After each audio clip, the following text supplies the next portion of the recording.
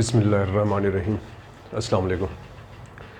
आज हम contract act का टॉपिक पढ़ेंगे, कॉन्ट्रैक्ट ऑफ बेलमेट। आज हम देखेंगे कि बेलमेट होती क्या है, बेलमेट किसको कहते हैं।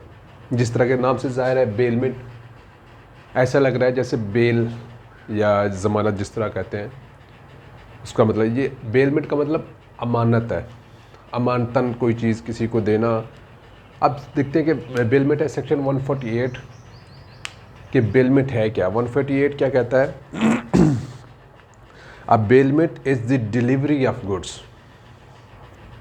जो मेन चीज़ है, the bailment is the delivery of goods. क्या है? एक पोजीशन से दूसरी पोजीशन में जाना। मतलब मेरी चीज़ है, डिलीवरी ऑफ गुड्स क्या होगा, मेरे पोजीशन में ये चीज़ मेरी पोजीशन में है, ये मैं किसी और को देता हूँ, ये दूसरी पोजीशन में चली जाएगी, ये डिलीवरी ऑफ गुड्स है।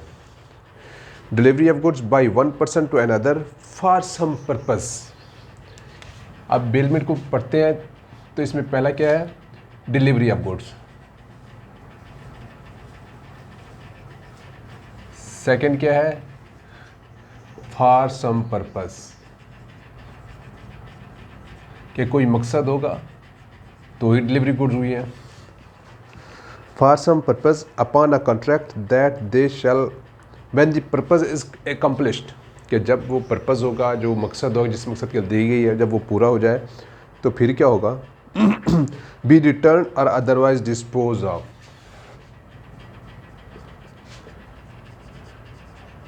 बी रिटर्न और डिस्पोज ऑफ कब? When purpose is accomplished.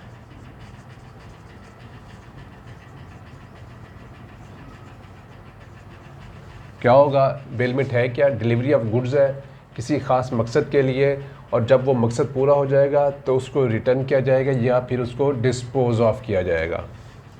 अब मैं कोई मिसाल देता हूँ जिससे आपको समझ आ जाए कि बेलमेट है क्या।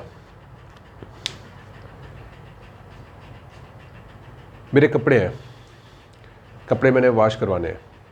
जब मैं किसी धोबी के पास जाता हूँ, अपने कपड़े देता हूँ वॉश करवाने के लिए, मैंने कपड़े उसको दे दिए, क्या हुआ? डिलीवरी ऑफ गुड्स, मेरी चीज़ है। और इसमें ऑनरशिप, बेलमेट में ऑनरशिप चेंज नहीं होती, डिलीवरी ऑफ गुड्स हो गया। और गुड्स, जो डिलीवरी ऑफ गुड्स होगा, हमेशा एक चीज़ जहन में रखें, ये मूवेबल में होगा। इमूवेबल में डिलीवरी ऑफ गुड्स नहीं होता। ज़मीन उठा के हम किसी को नहीं दे, ज़मीन इमूवेबल है, इमूवेबल हम किसी को उठा के नहीं दे सकते। ये जब डिलीवरी ऑफ गुड्स होगा, हमेशा क्या होगा? Movable property. Delivery of goods होगा, मैंने कपड़े दिए, डिलीवरी ऑफ गुड्स हो गया। फॉर सम पर्पस, पर्पस क्या था? इसको प्रेस करने हैं, इसको वॉश करने हैं, ये पर्पस था। बी रिटर्न और dispose of when purpose is accomplished, जब पर्पस कंप्लीट हो जाएगा, मैंने वॉश करवाने, वॉश हो गए, जब पर्पस कंप्लीट हो गया तो मुझे वो वापस मिल जाएगी। तो ये जो हमारे दरमियान, मेरे और धोबी के दरमियान जो कॉन्ट्रैक्ट होगा, ये बेलमेट का होगा।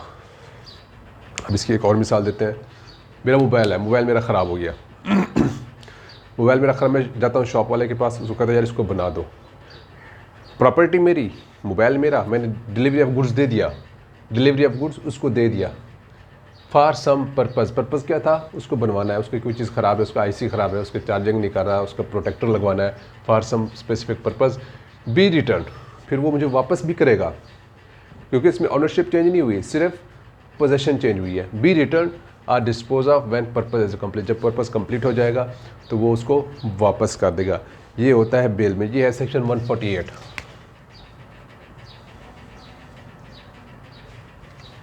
अब इसमें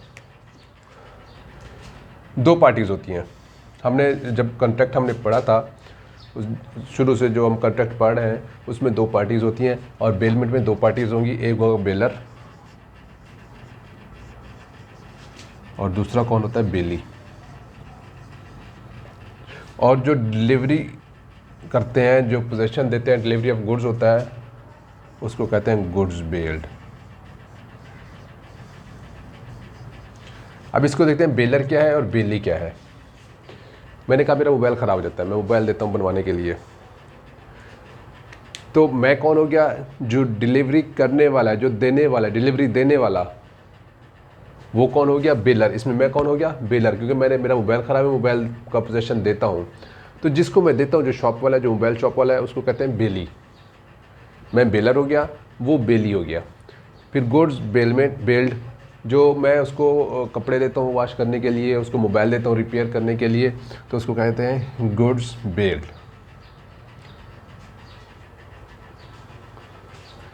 एक बार फिर समझा देता हूँ, बेलमेंट क्या होती है। बेलमेंट कोई चीज़ अमानतन किसी को देना किसी ख़ास पर्पज़ के लिए, जब वो पर्पज़ एकम्प्लिश हो जाए तो फिर वो वापस ले लेना, इसको कहते हैं कॉन्ट्रैक्ट ऑफ बेलमेंट। इसमें दो पार्टीज़ होती हैं, बेलर और बेली। तो जो डिलीवरी देने वाला है वो बेलर हो गया, जो डिलीवरी लेने वाला है, जो शॉप वाला है, ये धोबी, जिस तरह जो मैंने मिसाल दी है, तो वो हो गया बेली। तो जो चीज़ दी जाएगी उसको कहेंगे गुड्स बेल्ड। नेक्स्ट पे चलते हैं, सेक्शन 149 पे।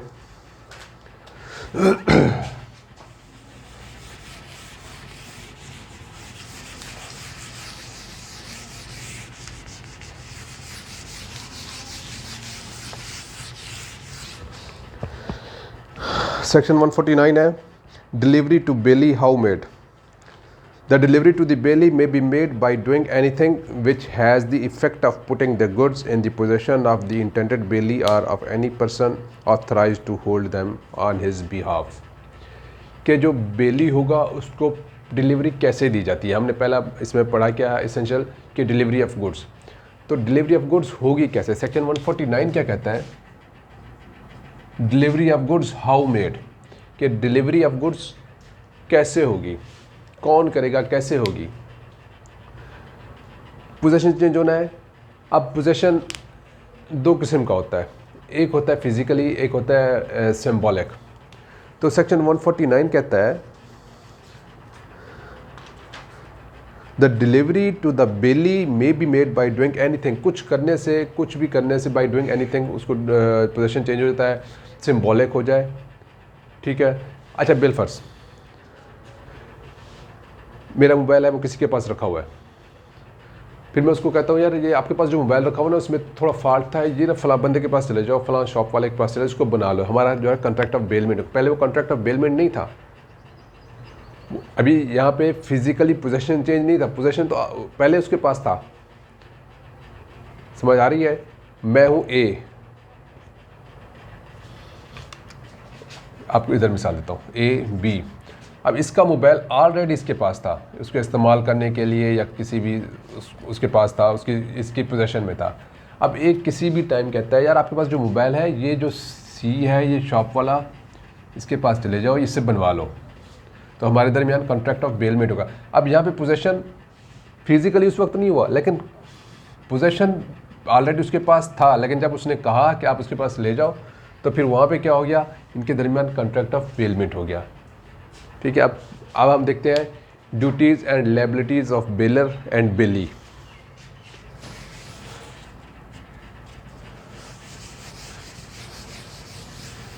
बेलर और बेली की ड्यूटीज़, रिस्पॉन्सिबिलिटीज़, राइट्स क्या होंगे।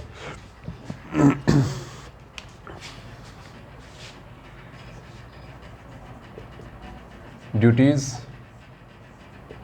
लायबिलिटीज़ या रिस्पॉन्सिबिलिटीज़, ये एक ही। अगर आपके पास क्वेश्चन किसी भी किस्म का आ जाता है तो इसमें आपने परेशान नहीं होना, क्योंकि duties, liabilities and responsibilities of baler, अभी हम जो पढ़ रहे हैं वो बेलर की ड्यूटीज़ एंड रिस्पॉन्सिबिलिटीज़ है।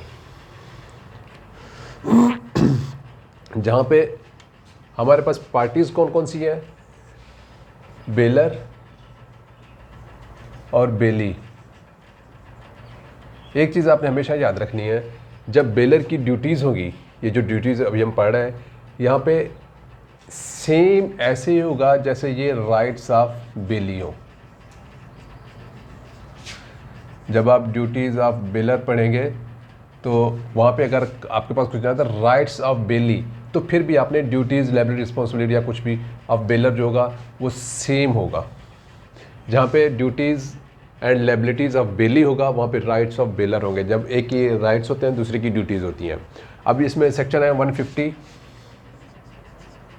158 एंड 164। ये 3 सेक्शन हम इसमें पढ़ेंगे जो duties, liabilities and responsibilities of baler हैं। और यही सेम ये तीनों चीज़ें राइट्स ऑफ बेली भी हैं। आपके पास क्वेश्चन आता है ड्यूटीज़ ऑफ बेलर या राइट्स ऑफ बेली, तो आपने ये तीनों सेक्शन इसके अंदर पुट करने हैं। अब देखते हैं सेक्शन 150। 150 क्या कहता है? 150 कहता है bailor's duty to disclose faults in goods bailed. 150 कहता है bailor's duty to disclose fault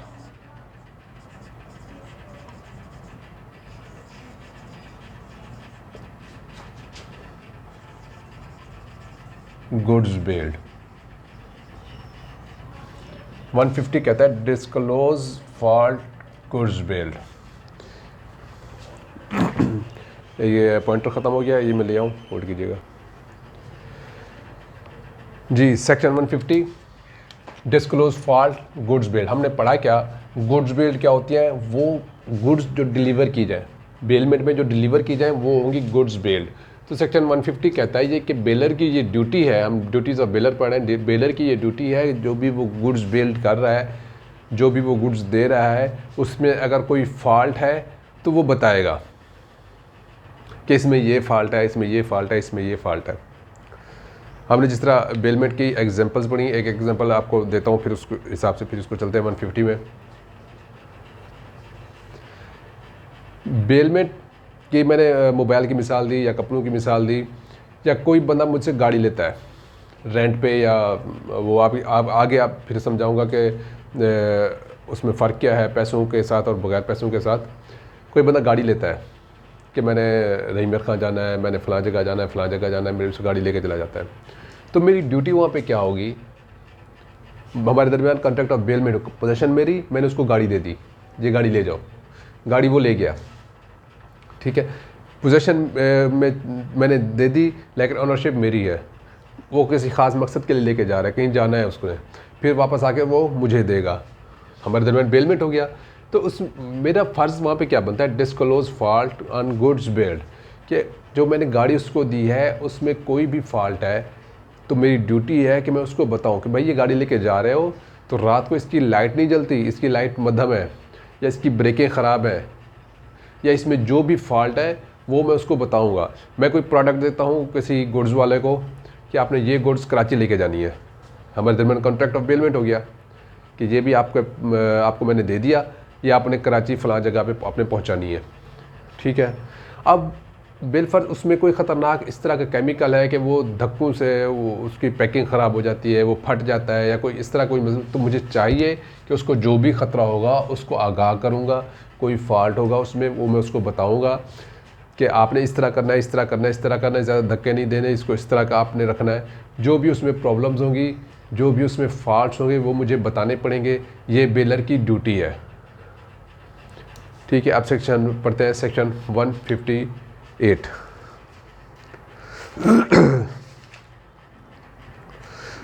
repayment by bailor of necessary expenses.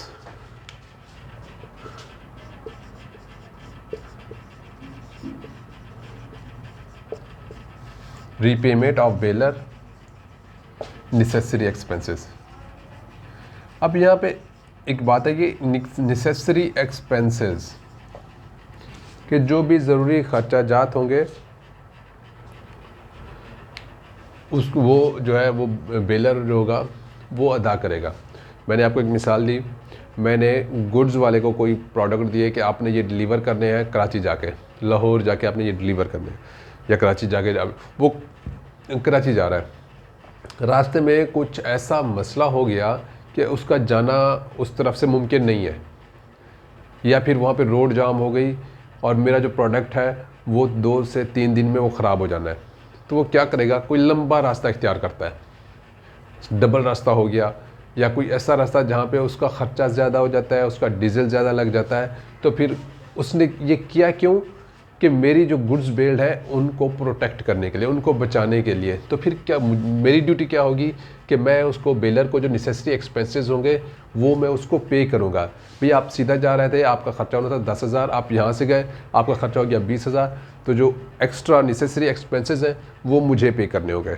या बिलफर्ज कोई भी ऐसी प्रोडक्ट है, रास्ते में बारिश हो जाती है या कोई भी ऐसा मसला हो जाता है, उसको रीपैक करता है, उसको प्रोटेक्ट करने के लिए ऊपर कोई चीज़ बिछाता है या कोई भी सेटिंग करता है, तो उसके जो एक्स्ट्रा नेसेसरी एक्सपेंसेस होंगे वो मुझे अदा करने होंगे। ये सेक्शन 158। अब है 164 bailor responsibility to bailee. Bailor responsibility to बेली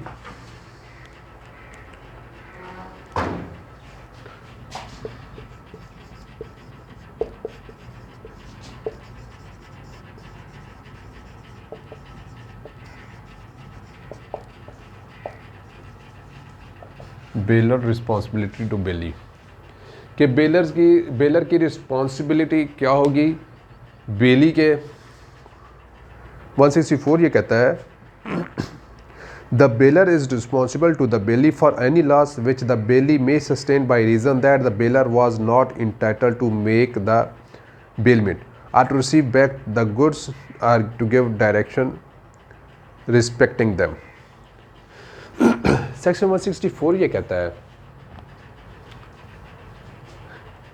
मैं कहता हूँ ये मेरी प्रोडक्ट है, ये गुड्स बिल्ड है, मैं देता हूँ कि ये भी आपने पहुँचाना है किसी भी थर्ड जगह पे, किसी भी जगह पे।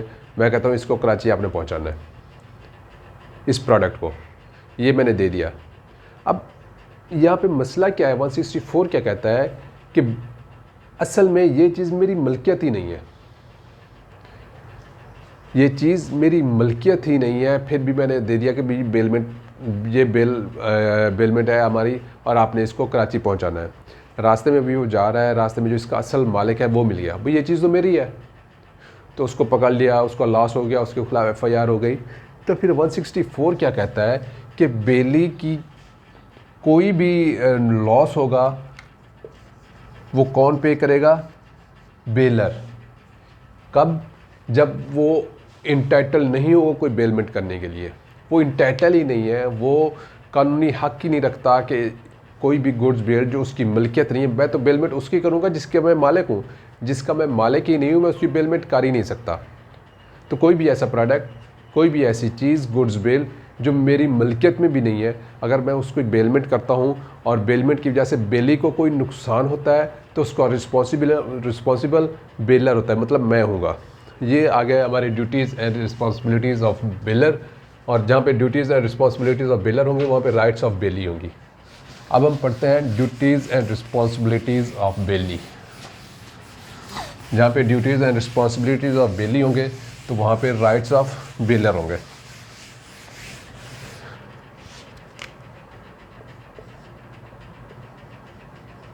ड्यूटीज़ ऑफ बेली, बेली की ड्यूटीज़ रिस्पॉन्सिबिलिटीज़,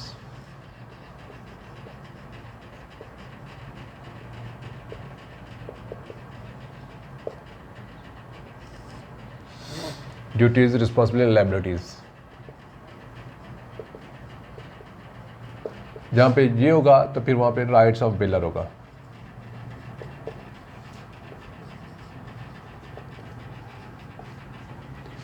ड्यूटीज़, रिस्पॉन्सिबिलिटीज़ या लायबिलिटीज़, इन तीनों में से कोई भी क्वेश्चन आ सकता है। ड्यूटीज़ ऑफ बेली लिखें फिर भी आपने यही लिखना है, रिस्पॉन्सिबिलिटीज़ ऑफ बेली लिखना है फिर भी यही लिखना है, लायबिलिटीज़ ऑफ बेली लिखना है फिर भी जो भी हम पढ़ रहे हैं ये लिखना है। तो अगर सवाल आ जाता है राइट्स ऑफ बेलर फिर भी आपने यही जवाब लिखना है।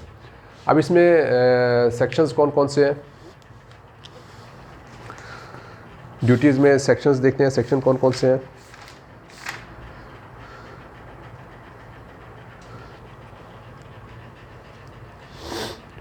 One 151, 152,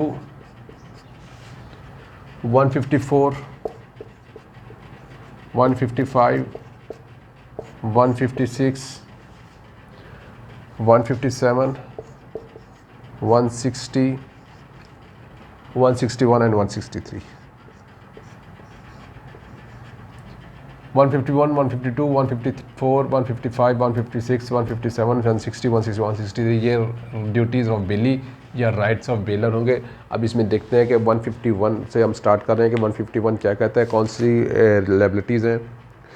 care to be taken by bailee, care to be taken by बेली।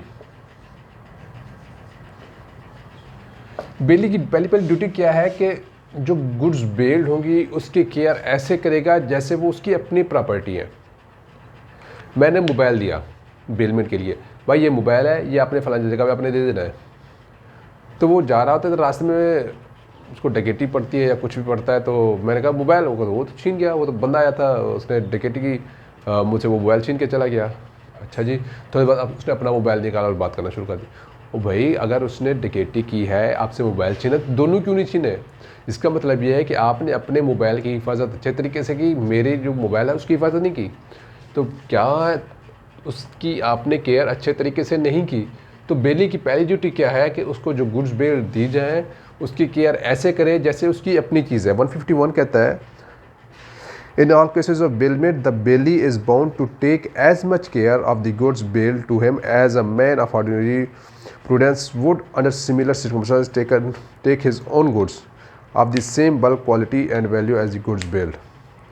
कि उसकी ऐसे केयर करेगा जैसे उसकी अपनी चीज़ है। नेक्स्ट देखते हैं 152, बेली when not liable for loss, Bailey when not liable to loss, कि कब होगा जब बेली जो है वो उसको लॉस का जिम्मेदार नहीं होगा। 152 कहता है, the belly in the absence of any special contract, के बेली जो होगा स्पेशल कॉन्ट्रैक्ट अगर नहीं है, is not responsible for the loss destruction of the things bailed if he has taken the amount of care of it described in section 151। कि section 151 में बताया गया है कि जो बेली होगा वो उसकी केयर करेगा, बहुत ज़्यादा केयर करेगा, केयर ऐसी करेगा जैसे उसकी अपनी चीज़ है। ठीक है। अब 152 ये कहता है अगर उसने पूरी केयर की, अपनी तरफ से उसने पूरी केयर की, पूरी कोशिश की, पूरी हिफाजत की, इसके बावजूद भी अगर कोई नुकसान हो जाता है तो बेली जो होगा वो नॉट लायबल टू लॉस होगा। अगर उसने केयर नहीं की फिर तो रिस्पॉन्सिबल होगा, अगर उसने प्रॉपर केयर की है तो फिर बेली जो होगा वो नॉट रिस्पॉन्सिबल होगा। अगर कोई लॉस हो जाता है तो उसमें रिस्पॉन्सिबल नहीं होगा। अब आते हैं 154 पे, liability of bailee making unauthorized use of goods bailed, making unauthorized use of goods बेल्ड।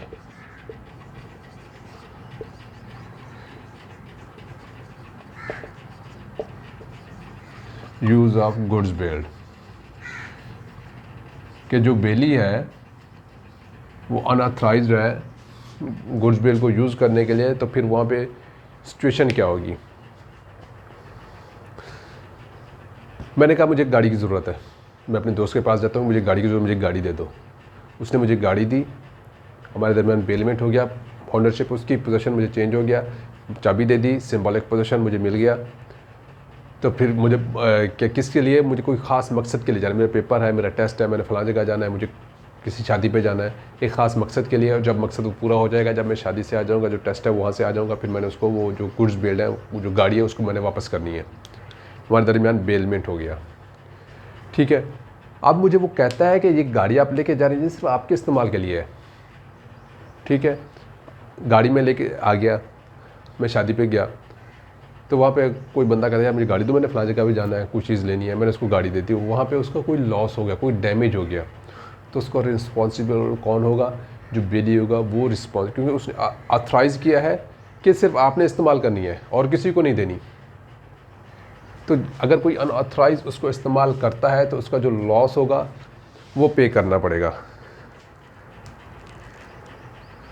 If the bailee makes any use of the goods bailed which is not according to the conditions of the bailment, he is liable to make compensation to the bailer for any damage arising the goods from the during such use of them। कोई unauthorized use होता है, उससे अगर कोई loss होता है जो बेली होगा उसको वो उस कंपनसेशन अदा कर, जो उसको नुकसान हुआ होगा वो अदा करना पड़ेगा बेलर को।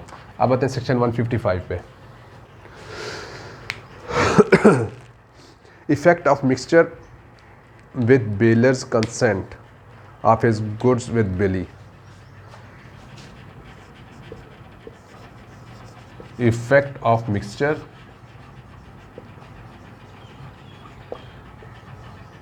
with consent of bailor. Goods bailed हैं, उसको मिक्स कर दिया अपनी गुड्स बेल्ड में, अपनी प्रोडक्ट में उसको मिक्स कर दिया, तो उसका इफेक्ट क्या होगा।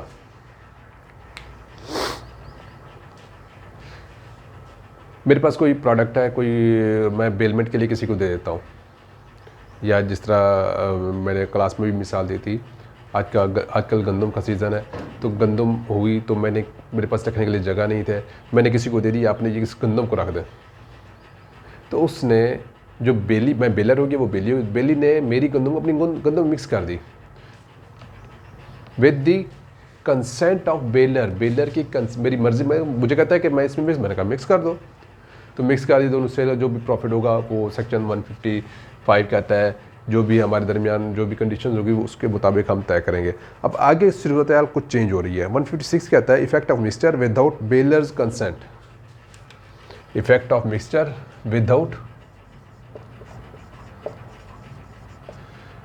कंसेंट, कि मेरी कंसेंट नहीं है, मुझसे पूछे बगैर बेली ने मेरी प्रोडक्ट को अपनी प्रोडक्ट में मिक्स कर दिया। कंडीशन क्या है, जब वो जो प्रोडक्ट है वो सेपरेटेबल है, कि वो अलग भी हो सकती है। मसलन मैं अगर गंदम की मिसाल दूँ, गंदम बोरियों में है तो वो नाम लगा हुआ है, मेरा नाम लगा हुआ, उसका नाम लगा हुआ, बोरियाँ अलग हो सकती हैं, तो वहाँ पे कंडीशन क्या होगी। 156 ये कहता है कि कोई भी ऐसी प्रोडक्ट है जो कि सेपरेट हो सकती है, वो मेरी मर्ज़ी, मैंने गंदम दी, उसने अपनी गंदम में उसको मिक्स कर दी, बोरियाँ हैं, तो बोरियाँ अलग हो सकती हैं, लेकिन अलग करने का जो खर्चा होगा, जो बेली होगा, वो अदा करे, ये कहता है सेक्शन 155। अब 156 में 157 में कंडीशन ही चेंज हो रही है। क्या हो रहा है, effect of mixture without consent of bailor when product is not separable. कोई भी ऐसी चीज़ जो सेपरेट ही नहीं हो सकती, तो वहाँ पे क्या होगा। गंदम की मैंने मिसाल दी, गंदम बोरियों में बंद नहीं है, खुली है, उसने अपनी गंदम में मेरी मर्जी के बगैर अपनी गंदम मिक्स कर दिया। अब वहाँ से एक दाना अलग हो सकता है, नहीं हो सकता। अब यहाँ पे क्या कंडीशन है, 157 effect of mixture without baler's consent when the goods cannot be separated. If the bailey without the consent of the baler mix the goods of the baler with his own goods in such a manner that it is impossible to separate the goods bailed from the other goods and deliver them back, the baler is entitled to be compensated by the baler for the loss of the goods. तो वहाँ पे क्या होगा कि जो बेली होगा वो उसका जो भी उसका लॉस होगा, ऐसे समझा जाएगा कि जैसे उसका जो गुड्स बेल्ड है वो सारा का सारा लॉस हो गया। मेरी गंदों में मैंने उसको दी, उसने अपनी गंदों में मिक्स कर दी, बोरियों में बंद नहीं है, ओपन है, मिक्स कर दी। अब वहाँ से एक एक दाना अलग ही नहीं हो सकता, तो वहाँ पे सिचुएशन क्या बन जाएगी कि जो बेली होगा वो मुझे कंपनसेट अदा करेगा कि भाई आपका इतना था तो ये आप पैसे ले लें। 157 क्या कहता है, effect of mixture without consent when goods bailed unseparatable, कि वो जो गुड्स बेल हैं वो अलग ही नहीं हो सकती। तो वहाँ पे क्या करेगा, जो बेली होगा वो पूरी कंपनसेशन अदा करेगा बेलर को। अब आते हैं सेक्शन 160 पे। Return of goods bailed on expiration of time or accomplish of purpose.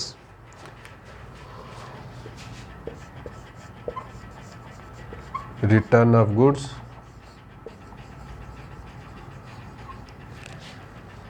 जब उसका टाइम पूरा हो जाता है या उसका जो पर्पज़ हो जाता है, मैंने कहा कि बेलमेंट एक ख़ास पर्पज़ के लिए होती है, जब उसका पर्पज़ एकम्प्लिश हो जाता है तो फिर रिटर्न गुड्स करनी पड़ती हैं। 160 कहता है it is the duty of the bailee to return और deliver according to the bailor's direction, कि बेलर उसने जैसे कहा है कि आपने रिटर्न करनी है या आपने डिस्पोज ऑफ करनी है। पहले इसको थोड़ा समझ लें। रिटर्न का मतलब रिटर्न तो साफ ज़ाहिर रिटर्न। डिस्पोज ऑफ क्या होता है? मैंने कोई लेटर भेजा है, मैंने जॉब के लिए कोई डॉक्यूमेंट्स भेजे हैं, ठीक है। मेरा और टीसीएस के दरमियान जो मुआहदा होगा, कुरियर कंपनी के दरमियान जो मुआहदा होगा, जो कॉन्ट्रैक्ट, वो कॉन्ट्रैक्ट ऑफ बेलमेंट होगा। जो रसीद होगी, वो जो रसीद देते हैं, वो हमारा कॉन्ट्रैक्ट ऑफ बेलमेंट है। वहाँ पे मैं उसको रिटर्न करने के लिए नहीं कह रहा, मैं उसको डिस्पोज ऑफ करने के लिए कह रहा हूँ कि आपने ये जो है पीपीएससी में जाके डिस्पोज ऑफ कर देना, उसने पीपीएससी को जाके दे देना है। ये डिस्पोज ऑफ हो गया। रिटर्न क्या होता है? वो मुझे वापस रिटर्न कर दे। अब यहाँ पे क्या आता है 160, return of goods bailed on expiration of time और एकम्प्लिश ऑफ पर्पस। जब पर्पस पूरा हो जाए या टाइम जो है वो पूरा हो जाए, तो ये बेली की ड्यूटी है कि वो उसकी जो बेलर जैसे क्या है, बेलर की जैसे डायरेक्शन हो, वो गुड्स वापस करनी है वापस कर दे।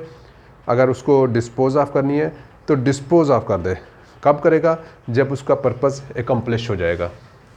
अब आते हैं 161 पे। Bailee responsibility when goods are not duly return. कि बेली की रिस्पॉन्सिबिलिटी क्या है कि जब goods not duly return.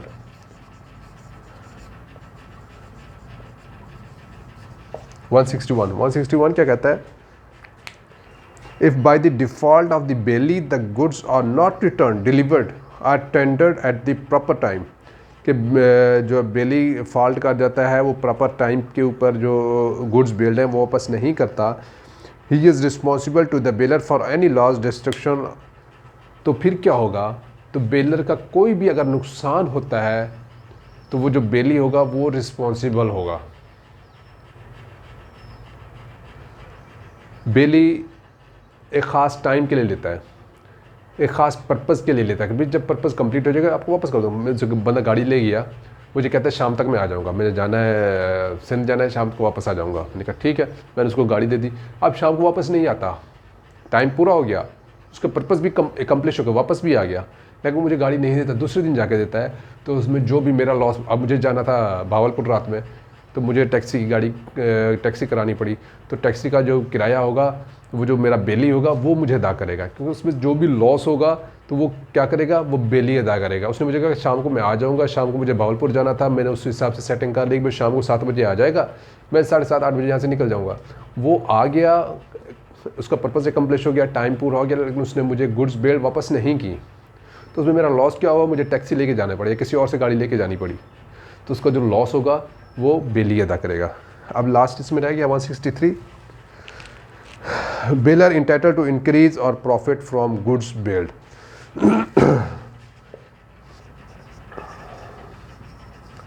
Increase और प्रॉफिट,